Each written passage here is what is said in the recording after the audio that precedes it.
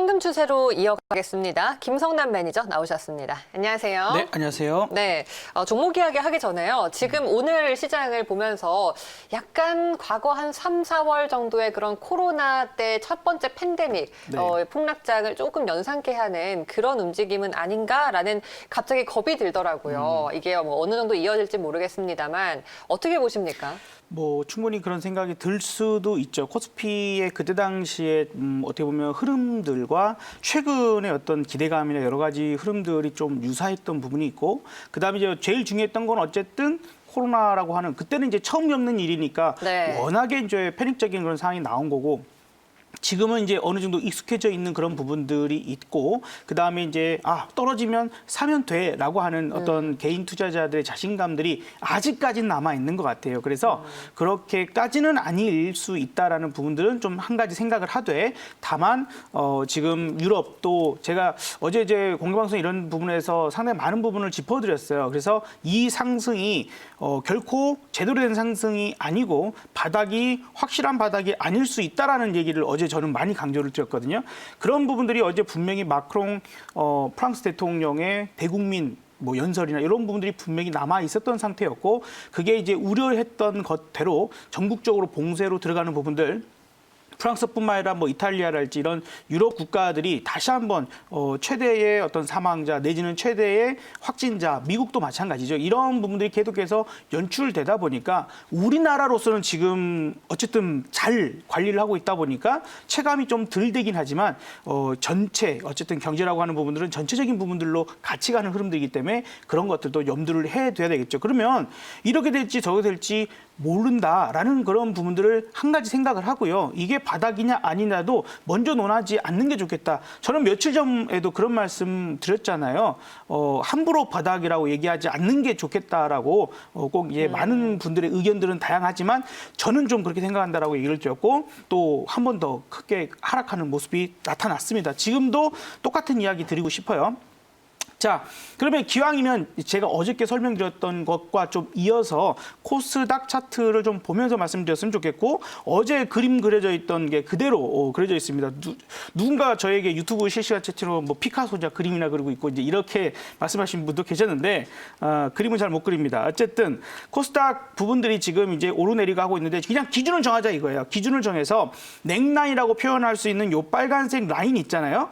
요 라인을 넘기기 전에는 차라리 지금보다 더 올라가서 가격이 더 비쌀지언정 조금은 더 안전지대로 온 다음에 그때의 매수에 대한 부분들을 보거나 하는 게 좋지, 지금은 반등이 나와도 자율적 반등이고 요 구간이 다시 어떤 저항대로 존재할 가능성이 높다라는 얘기도 좀 드렸었습니다. 그래서 아직은 조금 아쉽게 조금만 더 올라갔으면 좋았겠는데 아쉬운 부분들이 좀 있는 상태입니다. 그래서 아직까지는 위로도 이런 정도 모습이라면 미국이 3% 넘게 하락했는데 우리 시장은 너무 강한 거 아니냐, 그러니까 괜찮을 거다라는 의견들도 있을 거고, 하지만 저는 어쨌든 간에 그 기준을 가지고 대응을 할 겁니다. 그래서 저는 27일 날 처음으로 제가 27일 날 저점 매수 이런 부분들에 대해서 언급을 좀 드렸었고, 그리고는 어제는 다시 정리해버렸어요.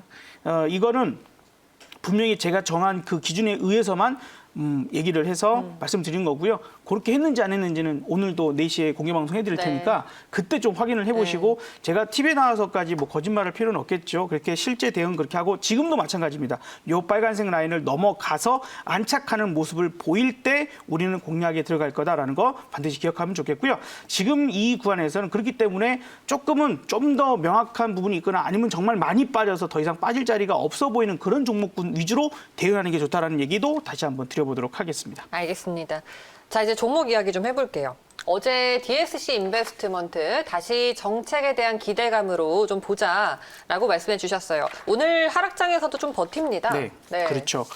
그래서 이런 게 중요한 거예요. 시장이 하락하는 것은 어쩔 수 없는 부분들이지 우리가 떨어진다고 떨어지는 것도 아니고 올라가라 한다고 올라가는 것도 아니죠. 그렇기 때문에 그럴 때에 나름 어제 이제 대통령께서 연설도 하셨던 부분들을 좀 감안해서 정책적인 부분이 될 수 있는 그런 종목을 해야지, 시장이 빠져도 지금 시장 자체는 아직 마이너스권이지만 있지만 얘는 플러스권으로 넘어올 수 있잖아요.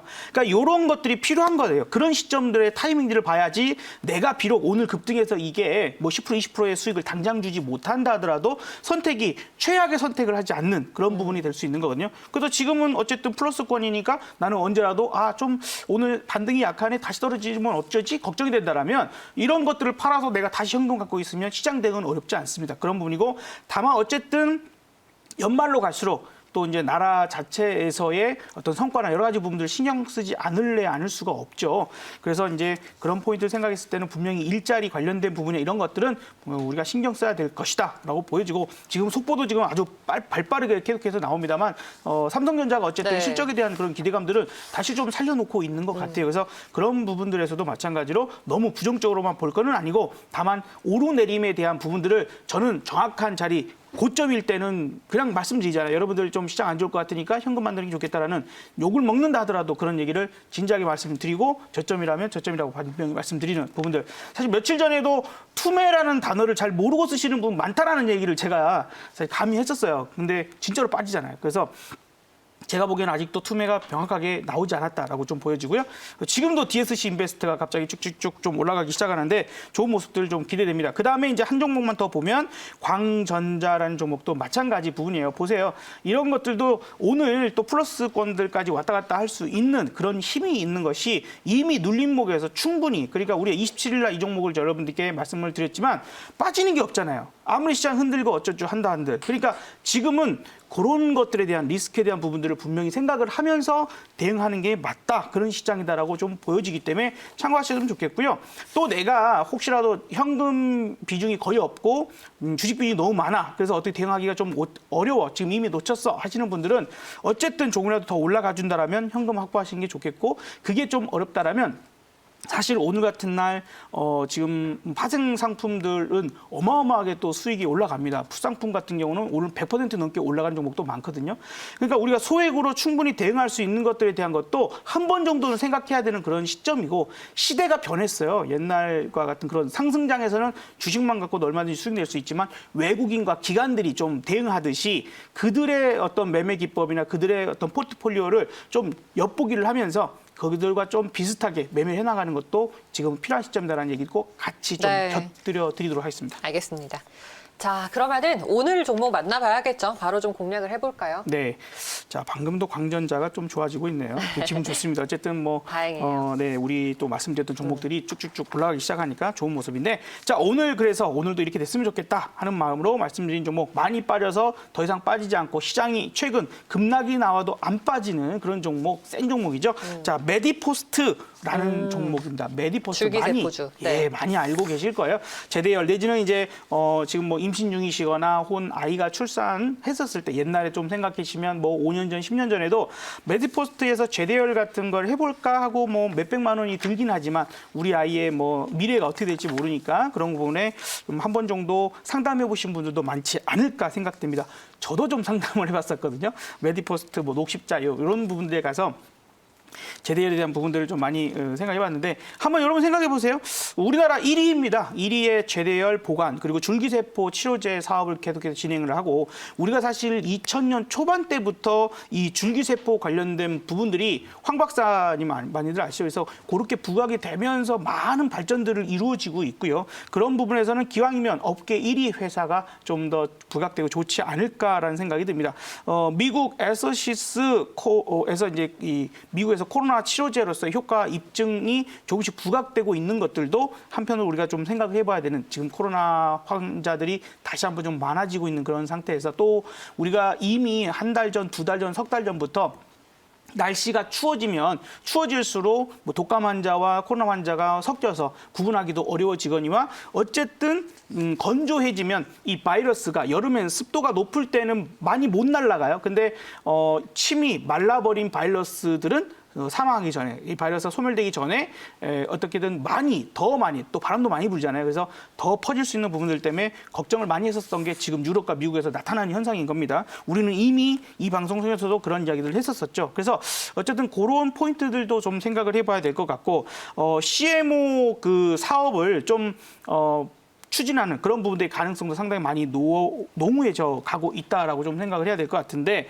일단은 이제 CMO는 바이오시밀러의 투박한 개념의 그 복제 약품 생산인데 CRMO 사업을 이 회사에서는 또 진행이 될 가능성이 높습니다. 요건 약간 비슷한 개념이지만 세포 배양을 통해서 정밀 방식으로 복제하는 부분을 뜻하거든요.